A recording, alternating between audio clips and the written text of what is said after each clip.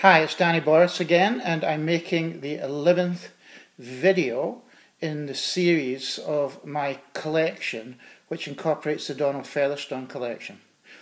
The first thing I bought from Donald was the original manuscripts of 40 of his books. I had never really set out to do that, but I ended up doing it, and I'm very happy that I did.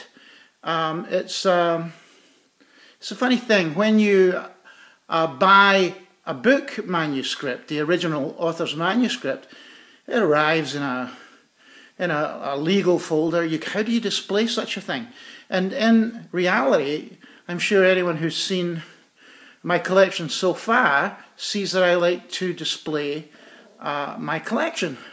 So I had to figure that one out, and initially I came to the conclusion that I would use segments of each manuscript and frame them in a collage format, and that I did for the 40 book manuscripts that I purchased from Donald. So I'm going to go around the room and we'll look at those, and that'll be the start point.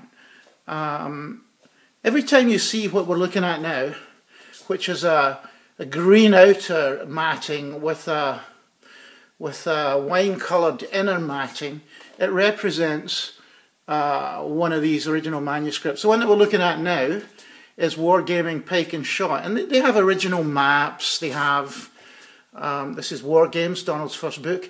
They have photographs of Donald, they have hand-drawn maps, they have photographs that appear in the book, and so every time you see this one's Tel El Kabir, and every time you see these wine inners and green outers, you're going to see one of Donald's manuscripts. I'm going to walk round the room and you'll see how many there is, you'll see what they are.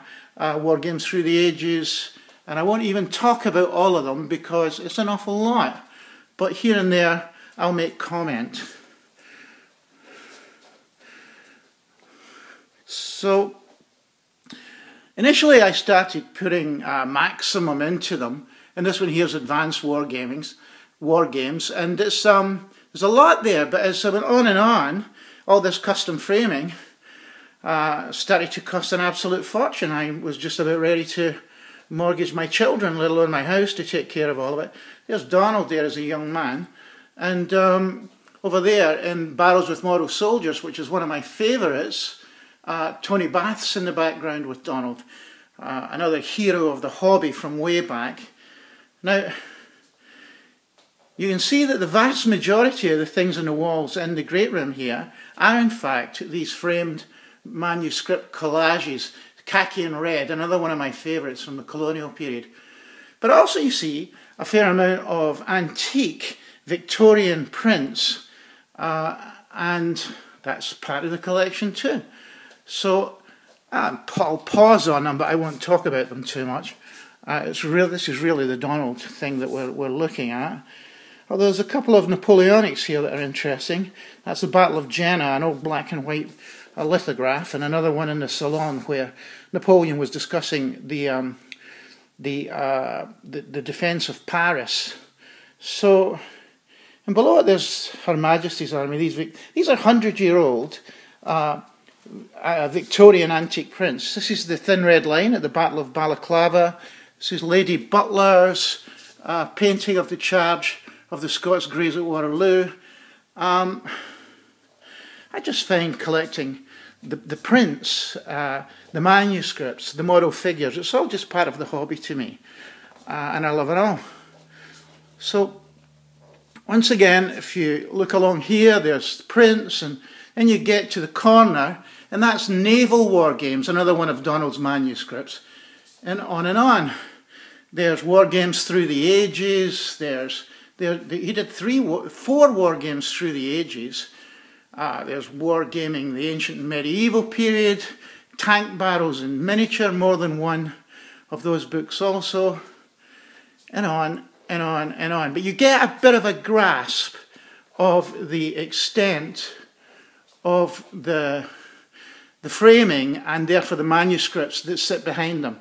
Because these collages are only a representation we're looking at Omdurman there, only a representation of the actual manuscript. These are just segments with Donald's signature on them, statements of authentication, that sort of thing. Khartoum. The one in the corner is Red Coats for the Raj. It's a novel that Donald wrote. He hoped it would be like Sharp of the Rifles and it would get a TV series. That didn't happen, but what a wonderful book. He's a very accomplished author, not just in his war games books, of which of course there are many.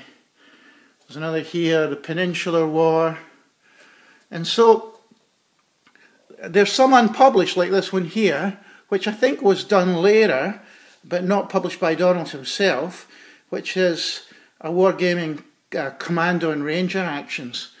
And all for $1 a day, Queen Victoria's stuff, which there's a lot of the Victorian era. So now I had all these framed collages of Donald's manuscripts, but that wasn't enough for me, because the manuscripts themselves were still in boxes that were just not boxes, cardboard boxes that also were filled in turn with legal folders, each with a manuscript in them. But what you're looking at now are oak boxes that are in book shape with the title of each of the manuscripts on it. There's one for each of the manuscripts. And so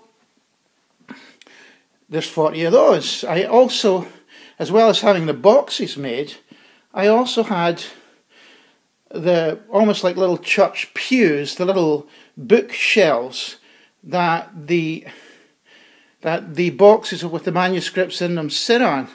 So it was a massive undertaking, but one that I'm very, very happy that I undertook.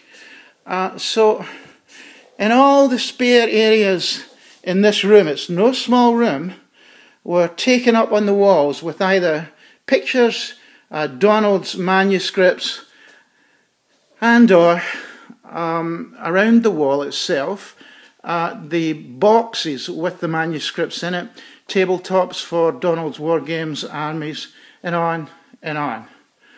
A lovely, magnificent obsession. I'm just going to show you one book here so you get it from the manuscripts being in the boxes perspective. It's back to Red Coats for the Raj, which was set in India during the time of the Raj, British soldiers in India, during the time of the Indian Mutiny. And just have a look. When you look at that, in the centre there's a dust coat. To the left there's the book's original dust cover. To the left there's Donald's signature stating that it's the original manuscript. Below that is a map, and next to that there's an actual picture. There's a synopsis of the book, and there's the writing that Donald put in the inside of the book when he sort of dedicated and signed a copy of the book that he gave to me. So when we go over here, we'll see the box that manuscript is in with its book.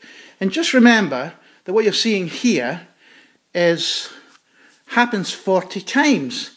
So if we open this box at the end here, it is in fact Red Coats for the Raj. If you give me a second, please. And first we'll bring out the book, open it,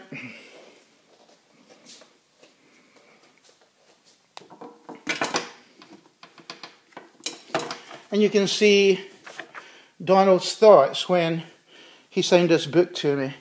To Daniel Borris, I hope what I have written here arouses the same pride in you, for you when you read it, as it did for me when I wrote it. They were our ancestors, Donald Featherstone. So here's the finished book.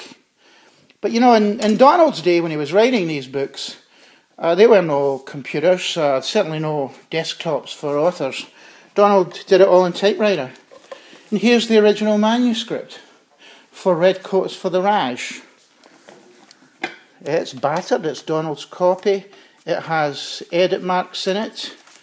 and it's a hand-typed document, no small document. And here also, there are aspects of it that just don't appear in the actual finished book, like the history of the individual soldiers who appear in the book as the characters, and actually even where they slept in the barracks and what their service history was in the army. A fantastic imagination. So again, if you just recognise that that one original manuscript in book that comes out of this one box is repeated 40 times on the walls. Every time you see this wine inner with the collage and the green outer, then you get a bit of an idea for the scope of the collection regarding the manuscripts.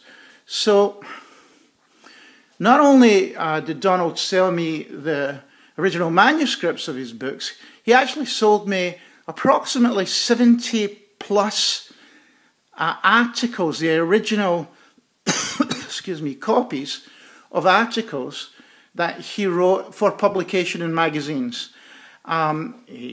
He sold me a lot more than that, but that's all we'll cover in this video. So I've been threatening to come into this room and show you the wall hangings, and here we are. And I hope it gives you some idea as to the scope of the collection. And thank you very much for taking the time to watch. Bye.